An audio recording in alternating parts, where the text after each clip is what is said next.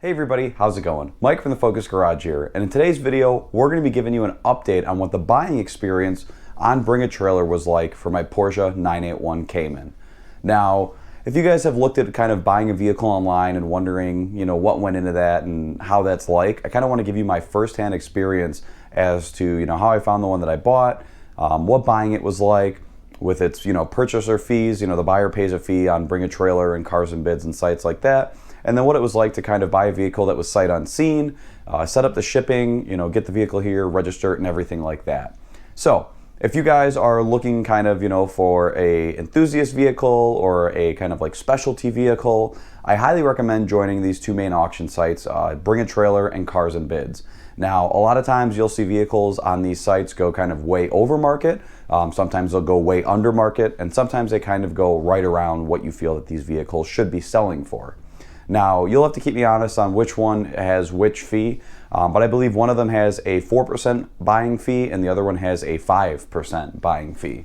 Whatever that closing bid price may be, as long as it's over reserve, that fee gets paid immediately to the auction site, whether that's a 4% or 5% fee that goes directly to Bring a Trailer or directly to Cars and Bids. So, if you buy a car for whatever, $100,000, you're paying $4,000 or $5,000 in fees directly towards, whichever site that is that you go for. So basically with that fee, all you have to keep in mind is that, whatever you're paying for the car, a lot for that fee, right? So if you feel like a car is kind of already getting to that where it's, at your max price point and you're not wanting to pay any more, remember that you've also got to pay that fee as well. So by the time you pay that fee and pay shipping and register the vehicle and taxes, it may be out of what you originally wanted to spend. So don't forget about that fee. That's kind of my main thing there. And that does add like a layer of complexity to these sites.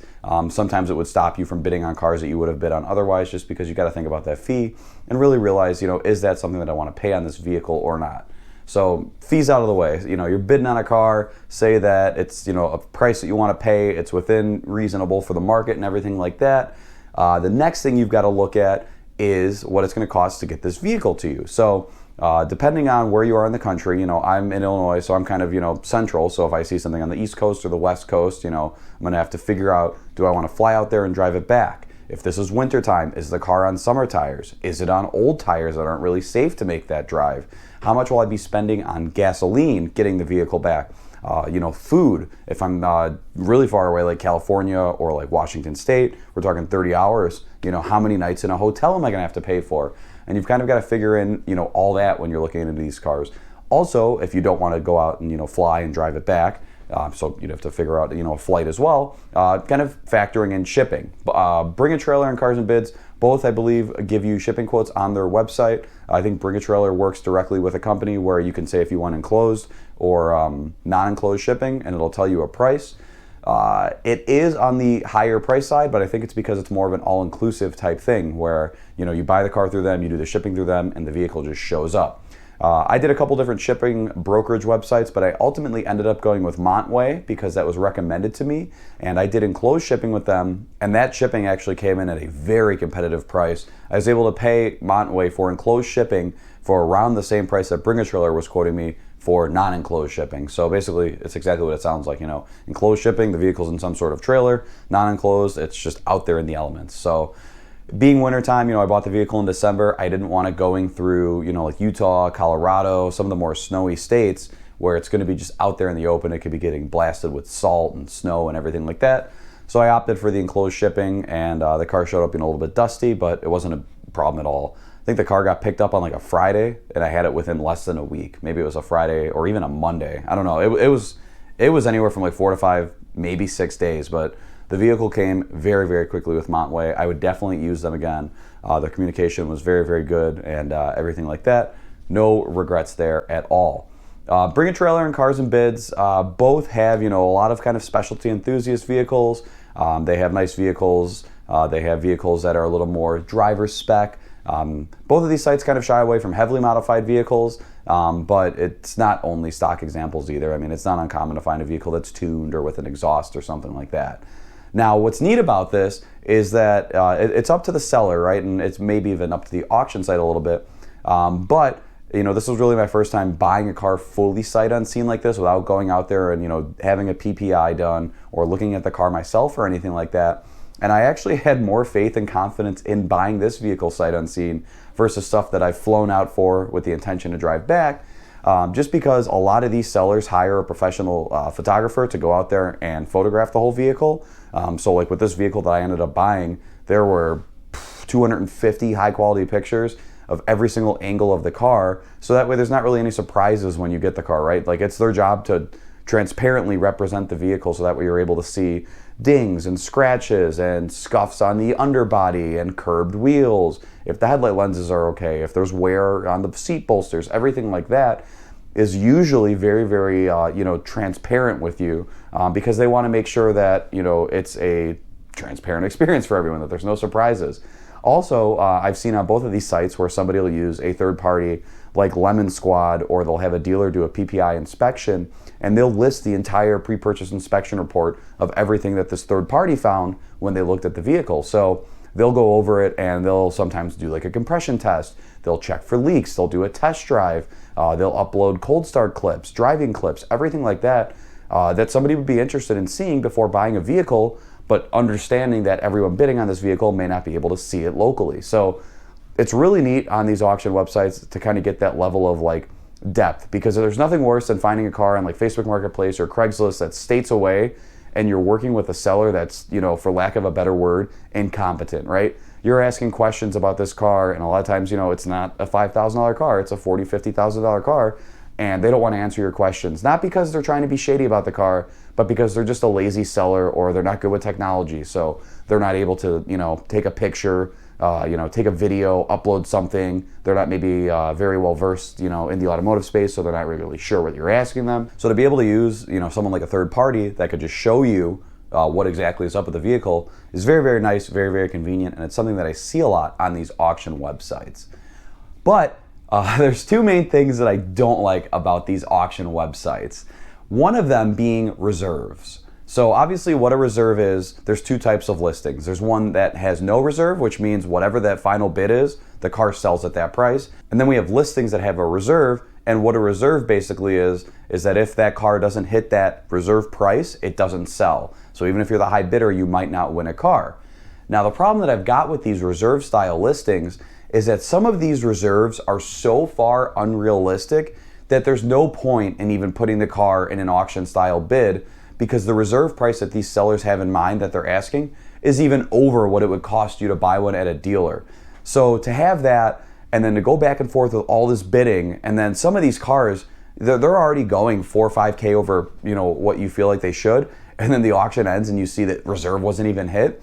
It makes me mad that these auction sites even approve these reserves. Now, I have heard that Bring a Trailer and Cars and Bids do have the final word on reserve. So if you ask like a very unrealistic reserve, they can decline your listing or decline your reserve.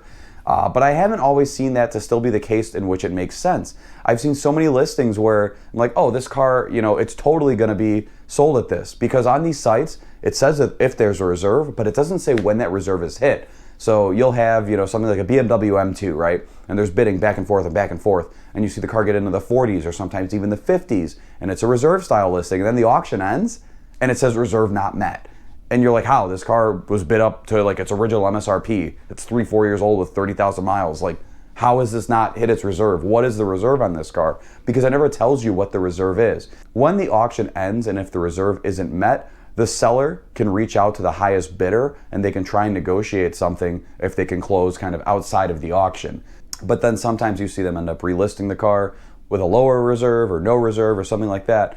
To me, these unrealistic high reserves take the point and the fun out of it being an auction, right? Like if you have some crazy high price in your mind that you want for this car, go list it for sale for that price and sit on it for months, right? The whole point of these auction websites, at least in my mind, is, people bidding back and forth on them, dictating what the market says that this car is worth.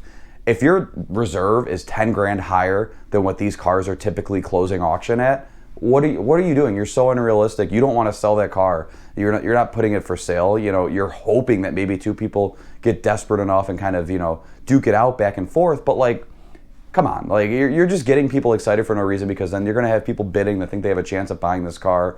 and you're so far off of the reserve. So what my kind of wish and ask of this is for Bring a Trailer and Cars and Bids, get more realistic with these reserves, right? Hold these sellers to something that's actually like an attainable, realistic reserve. If somebody's coming in with a B8.5 S4 and they're asking 45 grand reserve for it, like, tell them no, you know? Like, I've seen quite a few auctions where you see that, you know, where the car ends up, you know, the highest bid and the reserve isn't met, and you're like, what were they really wanting for the reserve of that car? Because it already was bid to higher than what you think that car would be worth in the first place. So that's my little rant on reserves, something to watch for. It is fun to bid on those no reserve auctions because you have the transparency of knowing that, hey, if I win right now, this car's mine. And that's a cool feeling. And I think a lot of those no reserve auctions get more interaction because people know that, you know, when it's over, it's over. It's a different kind of feeling there.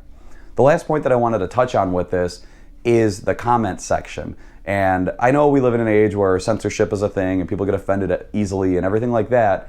But I feel like on these Bring a Trailer websites and Cars and Bids, these comment moderators are so sensitive on what they lock down.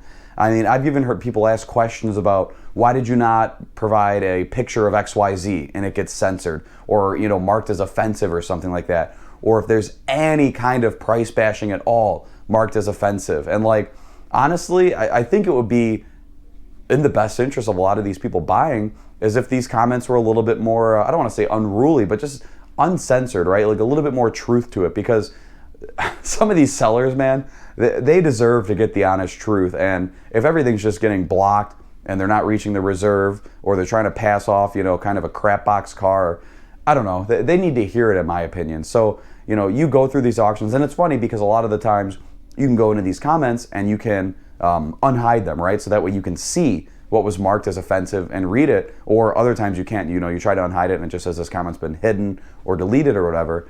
But a lot of the times it's about price, right? Because I get it. The whole point of this auction website is to bring in as much as possible for the buyer. So if you've got people saying that, you know, your car's not worth what people are bidding, it's going to be discouraging to somebody new to bid and everything like that. But just, I feel there's a lot of censorship in these. Sorry about the change in scenery. The memory card decided to kind of crap out on me there on that last clip. But kind of what I was getting into with the comments on these auction websites like Bring a Trailer and Cars and Bids is that I feel that there's just way too much censorship on it. Whether that's somebody kind of getting into, I don't want to say price bashing, but price checking, right? Kind of letting somebody know whether or not their price is realistic or not and dropping a comment about that, or just asking questions about, you know, maintenance or details about more accidents, or even what the value of these cars currently go for, whatever it is that you're bidding on. I feel that I see all the time that these comments are marked as, you know, removed as offensive, and you can click to unhide them some of the times, and sometimes that you can't.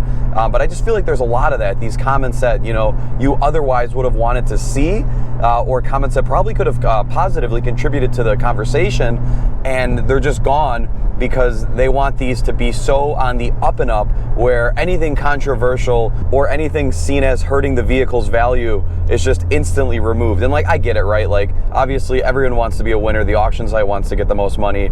The seller wants to get the most money.